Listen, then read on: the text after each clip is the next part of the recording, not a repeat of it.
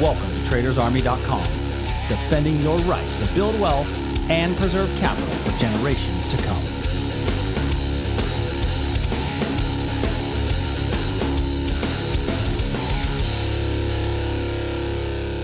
It's Hump Day, everybody. What's up on Hump Day? Welcome to today's edition of the Daily Market Commentary. I'm your host, Chuck Fulkerson. Hope everybody had a great trading day yesterday, as we saw one of those days where the market just decided to do a whole lot of nothing. Real quick reminder, tonight at 7 p.m. Central is an open forum. We're going to be on YouTube Live at 7 p.m. tonight, open forum. I'll pin the link to the bottom of this video so that you know to join us, but it's going to be tonight, 7 p.m. Any questions you might have regarding the world of trading, this is the time to bring them. Ask whatever you want. We'll do some analysis on some securities that you want to look at, and we'll talk a little bit about how we identify potential opportunities heading into 2020. So it's a little bit of a 2020 open forum market outlook. So let's go ahead and dive right in. S&P today is down about 3 points. Yes, last night it was just a bleh kind of day. We just chopped along sideways. This is going to be a really short daily market commentary because there's not a lot to talk about because the market's just chopped sideways. S&P, a lot of sideways price action. Nothing really has changed from yesterday's outlook simply because we haven't really moved much. Same thing in the NASDAQ. NASDAQ, very similar picture. Now, we did look at this area down here in the NASDAQ for potential reversal. This was the origin of the move higher on Monday. We came close to there in the overnight hours and then popped kind of above it. So this level, while still valid, might lose a bit of validity and be better off as a confirmation entry at this point. Looking at crude oil, so in crude oil, we've got a supply level up above us, which was the origin of the breakdown out of this little triangle pattern. We came close to that, but were unable to get filled, and so that was another one that in our setups yesterday we converted to a confirmation style entry, because when you get close and don't get filled, you switch to a confirmation entry. Notice I've got a couple of different levels around me, but they're all confirmation entries as we're chopping sideways. For a number of you, we had talked about doing a bear call spread in gold or in crude oil a couple of days ago, and so that bear call hopefully is still working out okay. Be aware that on a daily chart, we did, however, yesterday put in a reversal pattern with a little bit more, a little bit more selling than buying as far as the size of the wicks, but it definitely put in our first green day in 1, 2, 3, 4, 5, 6 in the last 6. And so that could stem for a bit of a reversal and a bit of a rally higher in the small time frame. Gold, we had our breakdown yesterday out of this supply level. Got a nice little move off of it was this one off of this supply level. Got a nice little move away, put in a bit of basing and have rallied up. But we don't have any other really strong supply levels to lean on from this point.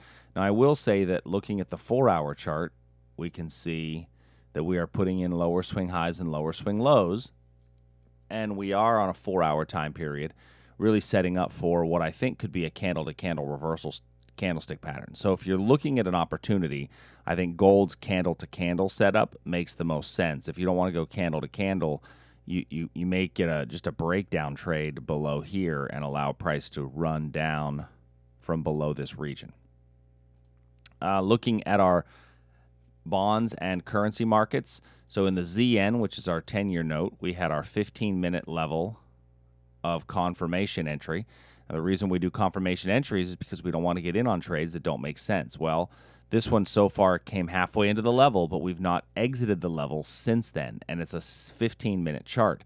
So we came into the level, have not yet exited the level since then, and we've been in there for 1, 2, 3, 4, 5, 6, 7, 8, 9, 10, 11, 15 candlesticks. So at this point, we should have no reason to really enter that trade. We don't really have a belief that we're going to get the reversal off of that exact level. Doesn't mean we won't get a reversal from a slightly higher point, but we are indeed just kind of giving some chop today on this time period. Now, these are this would be close to a tweezer top, if you would, especially if we close below this red candle's low. So setting up at a little bit of a tweezer top, and so there is still a chance that we could reverse back down, but it would have to be a candle-to-candle entry as the only way to do it. On my 4-hour time period, however, I don't have a clearly defined trend. I mean, technically, I've got a higher swing low right here, and we got higher than this high, so it technically would be an uptrend. And so you might want to be interested in seeing, okay, does this little tweezer top, and it's a very weak tweezer top. I wouldn't call it a tweezer top even. It's just, because the wicks are so small. You might want to see, okay, is there a reversal point down here worth getting long? And there's really not a super clean one for me to lean on until, this is really the best one down here. Would be somewhere down in that region. Let's make that purple. Remember, purple lines mean that it's a 15-minute level. Green lines mean it's a 60-minute level. And so that would put us right there for a potential pullback. The Aussie, we are still in our sideways price action of the Aussie. Nothing really exciting happening here. Still have a breakdown level below this region inside of here. Could we get a continuous breakdown from here? Yeah, I think we could. I think we could break down from here because this is a little bit of a triangle pattern coming down, but it's not perfectly formed as of yet.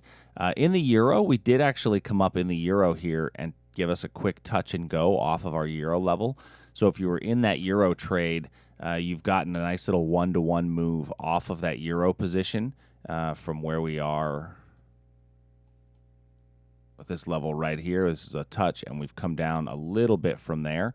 So I would say your first target is going to be right about here. Look at this as your price target in the euro level. Next, the Canadian dollar. So the Canadian dollar, we're sitting again right at the breakdown point. So our breakdown point is still below this area in here, and we've set up for it a couple of times without really breaking down below. We are close to a potential reversal spot in here. So we may get a little reversal off of this level, or you could get just a straight breakdown below here. So keep an eye on that one for today. And then the Great British Pound and Japanese Yen, the pound is above our breakdown level, below our reversal level. The Japanese yen, we looked at this, was it forming this triangle pattern? It was, and then it broke below 1, 2, 3, 4, 5, 6 candles later. It had done literally nothing, which is our 6-candle rule. And this was my intention was that it would break down and continue to run, and we did not get the run. But we still had a chance to get out with a little profit or break even at the worst point. But we're putting in a bit of a base here, which is typically a bullish sign. So keep an eye on here. Let's see if we break now above here, as our 4-hour even shows a bit of a base being put in longer, area down here. So looking at these, I think we've got some decent currency opportunities. Let that euro continue to run if you're in that euro position. We've gotten a little bit of a move away from it, about 1-to-1. This target here would be about a 4-to-1 reward to risk. If at the 2-to-1 point you want to take some money off the table, that might make sense to do so. Remember the way that I just simple, quick, and dirty measurement, right? That's our risk. If that distance is our risk, this would be a 1-to-1 reward to risk, which is why I say we've moved greater than 1-to-1. And then a 2-to-1 reward to risk would put us right about here. So if you are interested in a 2-to-1 reward to risk, you want to just pull a little off the table. You've got it there at the 1186 area where you may want to pull a little bit off, and that's also a resistance point. So just keep that in mind as well. So those are our levels for today. Remember the rules. Don't force a trade. Please join us tonight, 7 p.m. I look forward to seeing you there. Share it with friends. Share it with others. Let them know that we're doing the session tonight. I'd love to have you join us. I'll talk to you all soon. Have a great Wednesday. See ya.